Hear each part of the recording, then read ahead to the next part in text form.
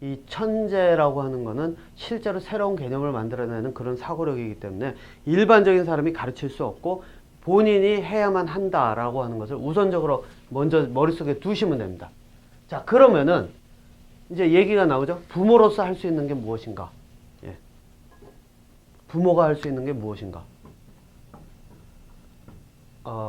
앞에서 말씀드린 것처럼 부모가 해가지고 천재가 될 수 없다면 그러면 부모가 내가 할 자녀 교육이라고 얘기를 하면서 민노필이 네가 떠들고 있는 그 자녀 교육을 얘기하면서 그거를 그것에서 내가 할 수 있는 게 뭔데 그 자녀 교육을 이야기를 하느냐 이렇게 말씀하실 분들이 있을 텐데 바로 이제 그 부분입니다.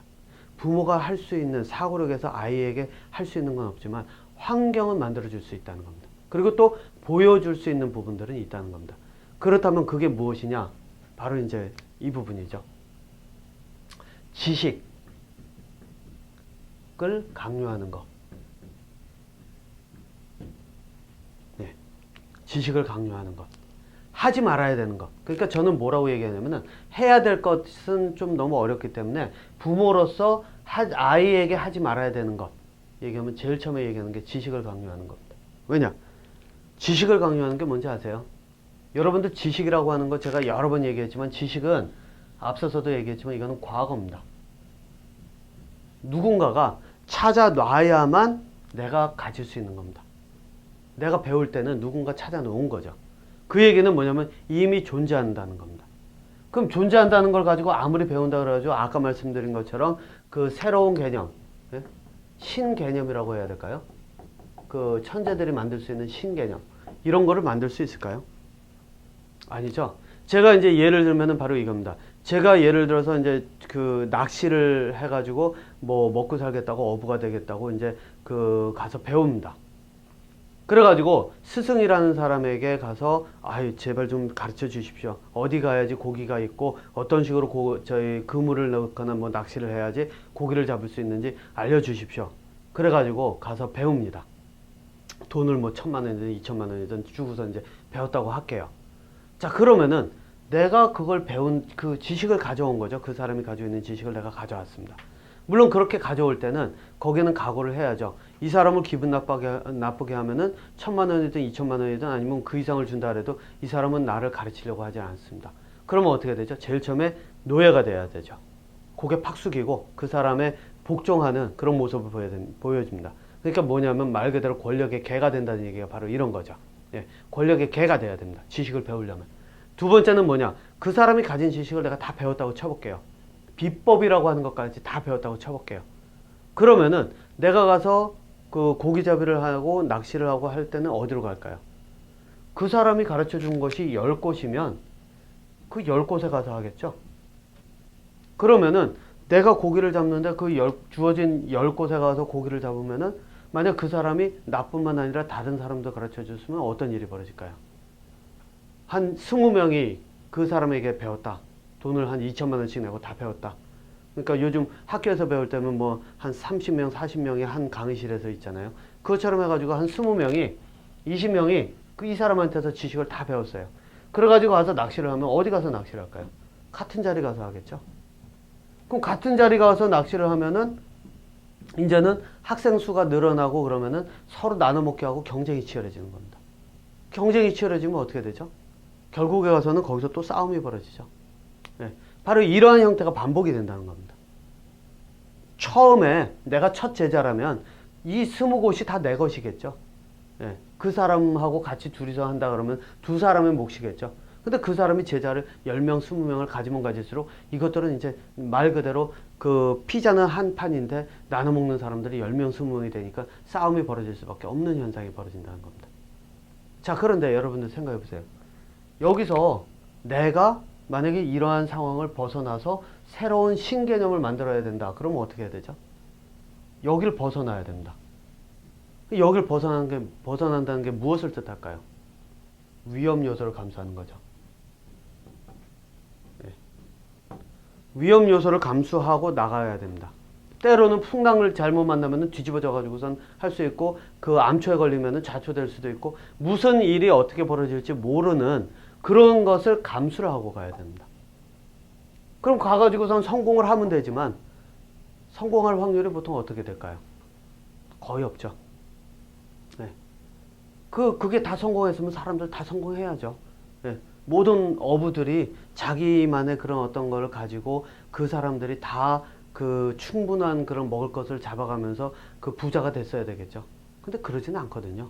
개 중에 몇 명이, 그러고 안 되는 사람들 여기서 싸움하다 보면은 그것 때문에 새로운 곳으로 나가지도 못한 사람들은 여기서 도태되는 사람들이 있을 거고, 나갔다가 뭐 배가 좌초되거나 이러면은 결국 뒤집어지거나 그러면은 그 사람들은 거기서 나갈 거고, 갔는데 뭐 배가 뒤집어지거나 좌초되진 않았지만은 먹을 것을 구하지 못했으면 결국 그 사람들은 빈손으로 털털 돌아와가지고 다시 이쪽으로 돌아와야 되는 거고, 이런 일들이 반복이 되는 게 바로 사람들의 인생과 다르지 않다는 겁니다.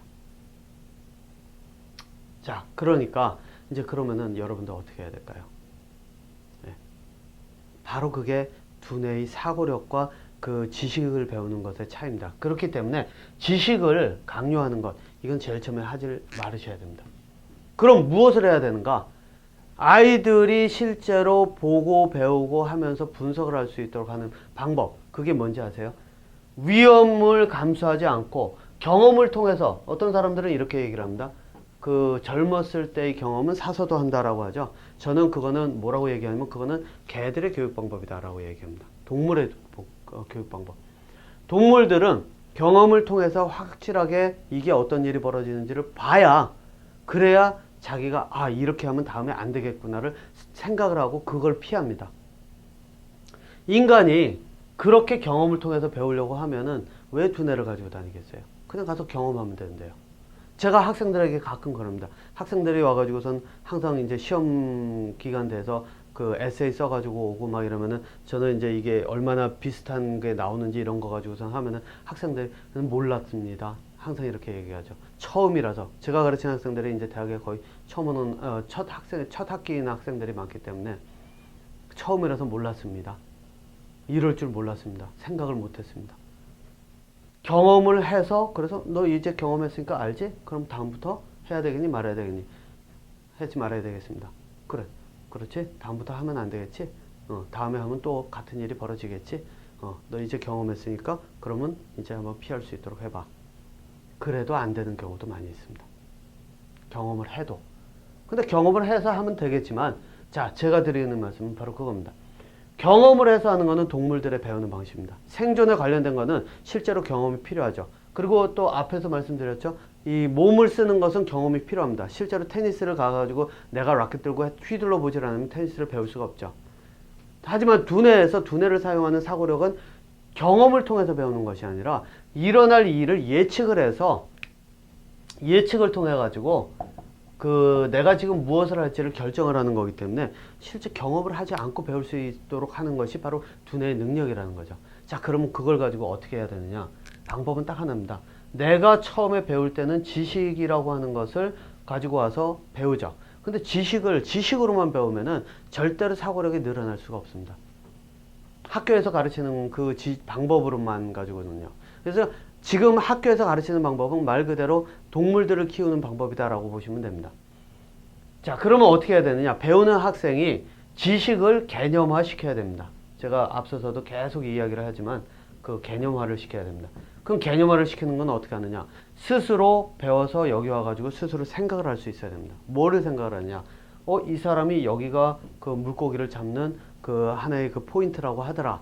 그래? 그러면 이 부분이 왜 포인트지? 그냥 단순히 고기를 잡는 것이 아니라 그 주변에 지도를 딱 펴놓고 지형서부터 이 바닥이 어떻게 생겼는지, 안에 식물들은 어떻게 분포가 돼 있었는지, 물속의 식물들은 어떻게 분포가 돼 있는지, 그리고 잡히는 물고기들은 어떤 종류인지, 수심은 어느 정도에서 나오는지, 물의 흐름은 어디서 어떻게 가는지, 이거를 내가 앉아서 보면서 그것들을 그려나가면서 분석을 할 수 있어야 된다는 겁니다. 그러니까 그러려고 하면은 뭐가 필요하느냐? 데이터를 모으고, 그죠? 데이터를 모으고, 그거를 분석할 수 있는 힘. 이게 사고력을 기르는 가장 첫 번째 하나의 기본적인 방법이라는 겁니다. 자, 그러니까, 그렇다면은 어떻게 하면 될까요? 데이터를 분석해가지고, 데이터를 분석하면서 그 아이들이 스스로 생각을 할 수 있도록 부모가 해줄 수 있는 일은 뭘까요? 일단은 지식을 강요하는 거는 사고력을 막는 역할을 하기 때문에 빼고요. 자, 그러면 두 번째는 뭐가 남아있을까라고 하면 이거 딱 하나입니다. 아이들이 관찰하고 아이들이 무엇인가를 할 수 있도록 옆에서 계속 질문을 하는 겁니다.